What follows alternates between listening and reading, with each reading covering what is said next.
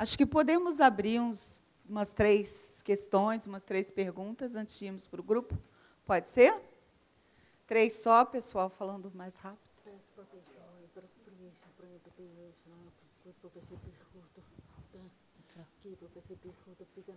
Tá bom, tá. A Anaí está pedindo que quem for fazer alguma questão, fique aqui na frente para ela poder ouvir, tá? Gorete. Olá, pessoal, boa tarde a todos e a todas. Muito obrigada por esta brilhante oportunidade de crescimento, de trocas de experiências para todos nós. Enfim, tanto para nós, quanto para todas as pessoas que aqui ainda não estão conosco, não tiveram oportunidades, este momento é rico, porque nós sabemos que todos aqui vão sair multiplicando as discussões, e isso é muito importante. Eu tenho 2 perguntas, uma vai ser para o Juan. Parabéns pela sua excelente palestra, brilhante palestra.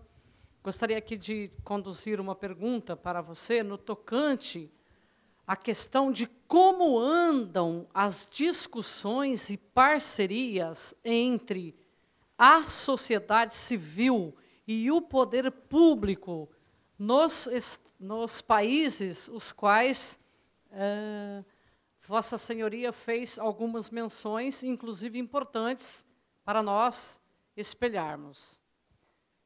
Conduziria também a minha segunda pergunta para o Lucas, excelente palestra, e faria aqui um questionamento que talvez seja um pouquinho polêmico, mas eu acho que ele é importante, inclusive, para a gente jogar algumas sementes aqui neste seminário.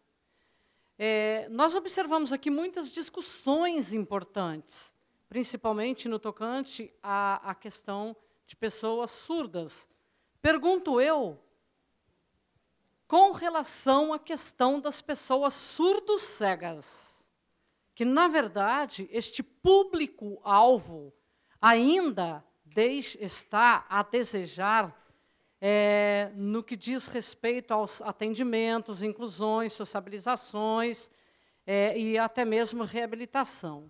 Por quê? Porque nós notificamos que é um público-alvo que precisa constantemente de apoio, que precisa de orientações e de intérprete todo momento para que ele tenha uma inclusão digna.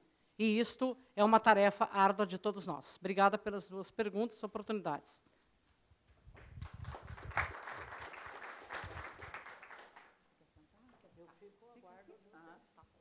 Ela quer guardar a resposta. Eu quero só uma aula. Pode ficar.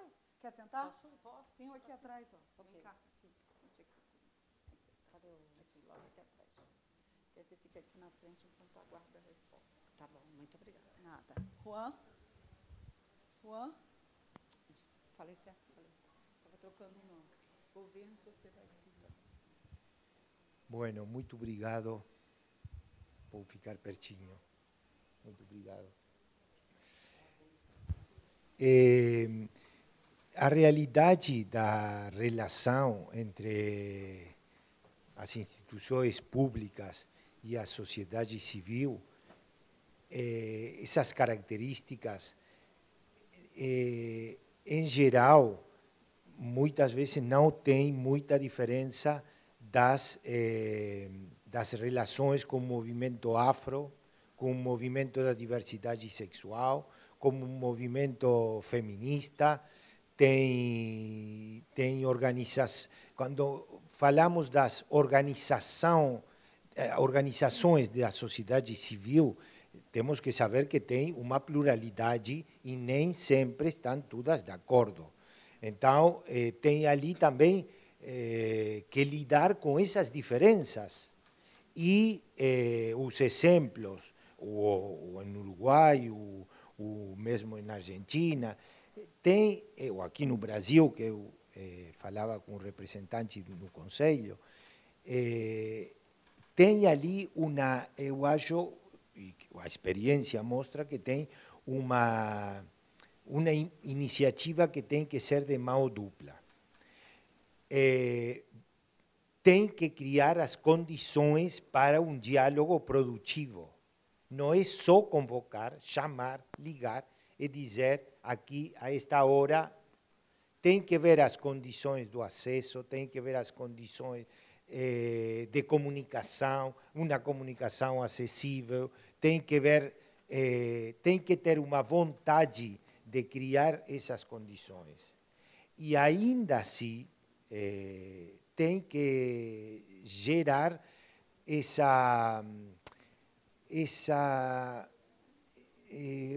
eu chamaria esse fortalecimento do diálogo que nem sempre vai ser espontâneo.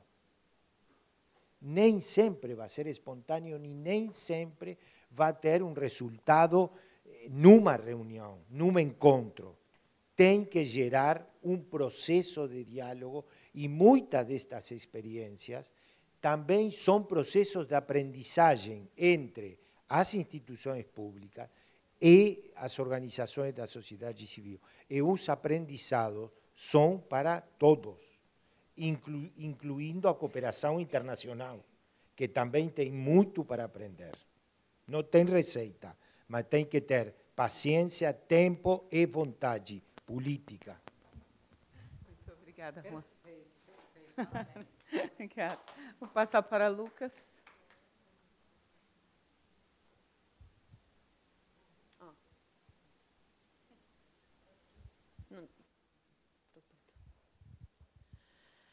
Es muy buena tu pregunta. Yo conozco una persona sordociega nada más y lo que vi, una situación, por ejemplo, de lo que yo he visto, es que los sordos ciegos, esta persona sordociega siempre está junto con un intérprete y siempre les está tocando la mano, eso es la manera que tienen de comunicarse por lengua de señas y con contacto con las señas. Con los tratamientos y el médico, y por ejemplo, esas cosas yo no lo sé, no sabría decirte. Eso es lo que yo vi. Siempre están con un intérprete y con un intérprete guía. Eso es lo que yo conozco, pero no sabría decirte más. Muito bem. Podemos abrir, Gorete, para mais questões? Você quer levar? Vanderlei vai te ajudar. Bruna, vamos ouvir a Bruna. Depois da Bruna, mais uma, tá, pessoal? E a gente passa para os grupos. Boa tarde, pessoal. Eu queria fazer tipo um questionamento contigo, Anaí, e uma pergunta depois.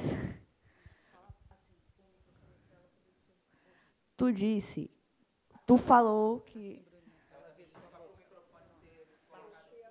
Tá. Você falou que existem feministas, né? Existem pessoas que são contra o fato das pessoas com deficiência terem acesso a serviços sexuais, não é? Não era isso? Ou me enganei? Você disse? Só que assim, eu vou fazer um questionamento e depois eu te faço a pergunta sobre o que tu acha disso. É o seguinte, para nós com deficiência, é muito mais complicado a gente ter um relacionamento assim, da forma natural, dita natural, sabe? E, às vezes, a pessoa cansa de esperar, às vezes a pessoa não é de ficar rezando, oh, meu Deus, que apareça alguém na minha vida. E a pessoa vai atrás de serviços sexuais. Eu queria saber o que você acha disso, assim, se você acha que deve ser levado em consideração, pelo menos, que se deve ser levado em consideração essa parte, assim, que nem todas as pessoas com deficiência conseguem namorar. Às vezes é muito complicado.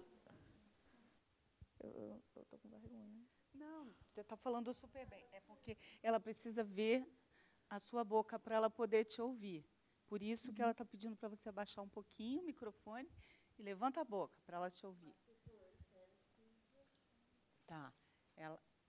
Quer falar de novo, Bruninha? Você falou super bem, é só porque o microfone, ó, se eu ficar assim, ela não vai me ouvir. Vai, pode falar. Eu quero saber o que tu acha disso.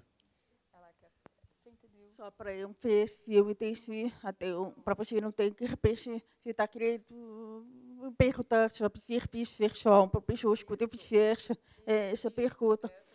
O que você pensa, porque é muitas vezes mais difícil conseguir um relacionamento para pessoa com deficiência.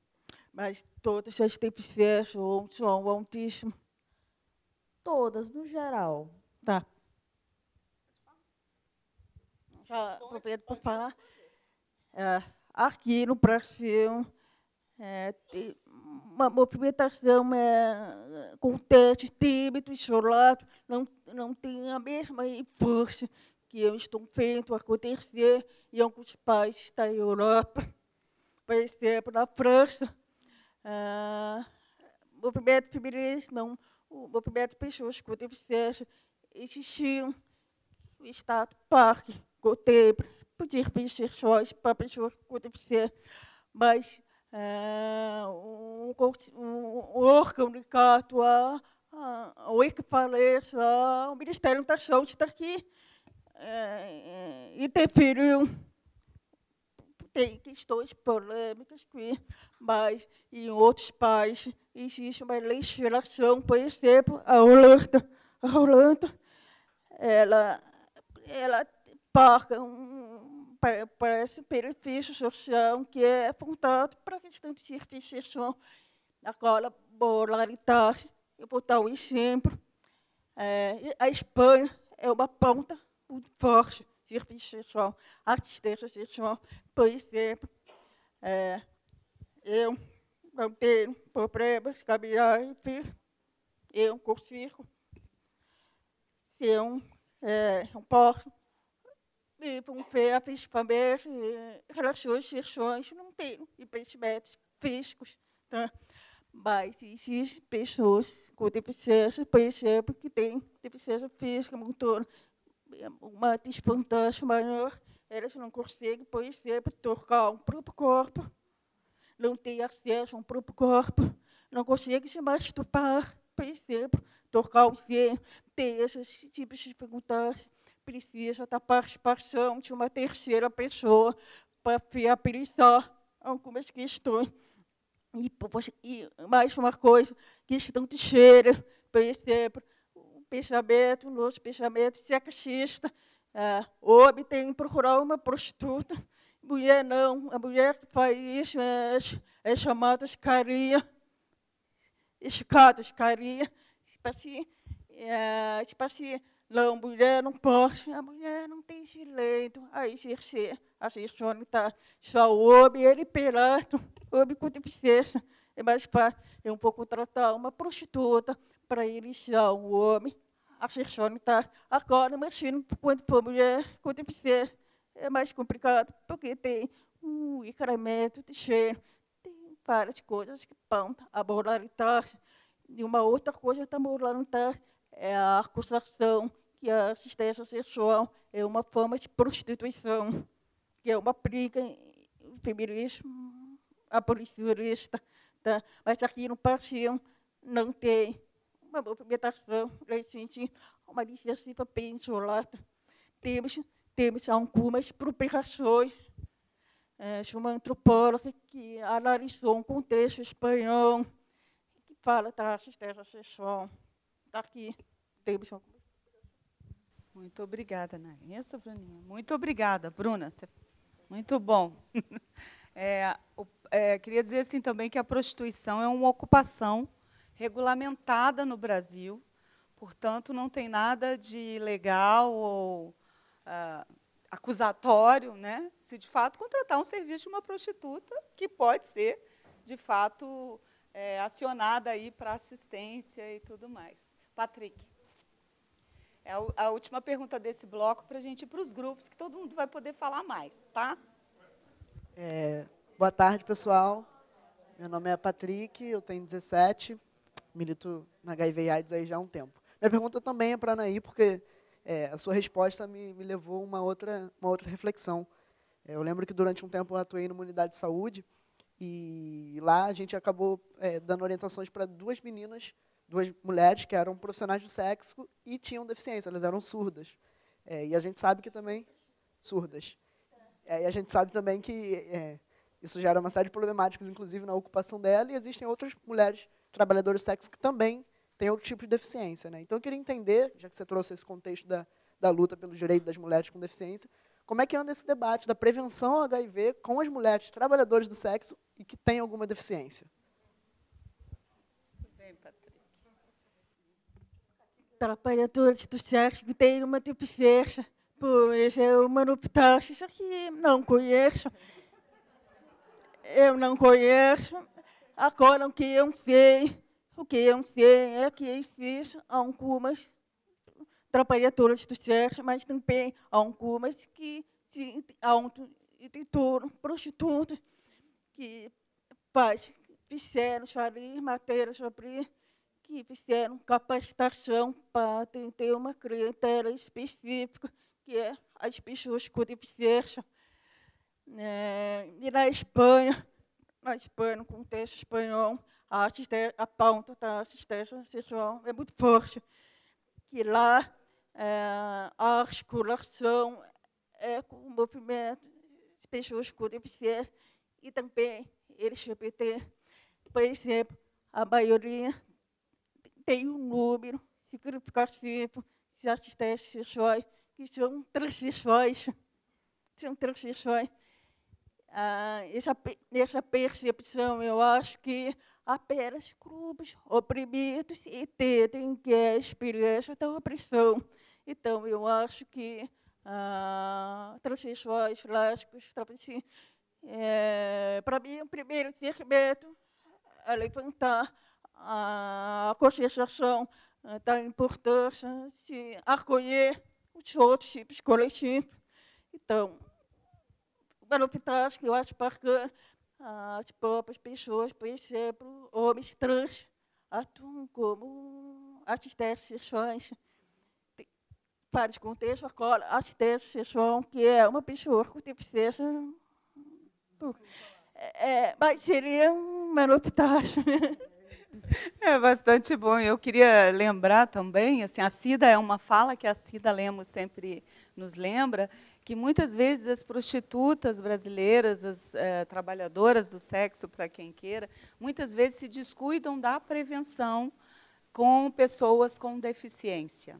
Se sentem, na verdade, fazendo algo que é algo de dádiva, não é?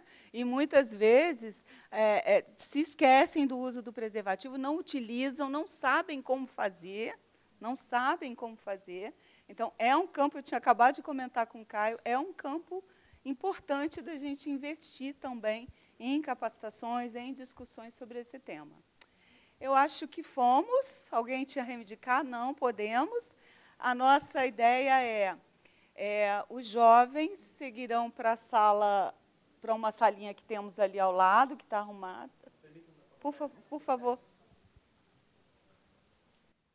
Não, estava lembrando que quando a Rosângela começou o trabalho aqui, eu participei de um encontro com Gabriela Leite, que era a pessoa que estava coordenando a rede brasileira de trabalhadoras sexuais ou prostitutas. Prostitutas, como queria a Gabriela, de putas. Ok. E eu lembro muito desse encontro, que a Rosângela, fomos para perguntar a Gabriela sobre deficiência e assunto do uso de prostitutas por parte de deficientes. E a resposta foi muito clara, se as prostitutas sabem muito sobre deficiência, porque são os clientes, são a clientela fixa. E aí virou essa ideia de organizar uma pesquisa que depois não foi feita, mas eu acho sim que é uma área para procurar um pouco tudo o que elas já sabem sobre as pessoas com deficiência. A Anaí quer fazer um último comentário? Eu apenas queria pontuar uma coisa que eu esqueci de falar na parte da manhã, que eu acho importante deixar registrado. É um fato de nós, no Brasil, já temos algumas publicações que falam de violência contra mulheres com deficiência, algumas publicações de típico, dados e estatísticos. Por exemplo, um colega falou na parte da manhã sobre violência sexual contra mulheres com deficiência. Existe uma publicação do IPEA, que é um o Instituto de Planejamento e Estatística Aplicada, que tem uma publicação que fala do percentual de pessoas com deficiência que foram estupradas, sofrendo violência. Então, nós já temos algumas coisas. Então, eu acho importante o EFET levantar o que nós já temos para orientar. Eu acho importante a gente pensar nessas propostas, nessas recomendações, e a hora é essa, para que a gente possa fazer constar no manifesto que a gente vai construir agora, tá? Então, é bem importante nesse sentido.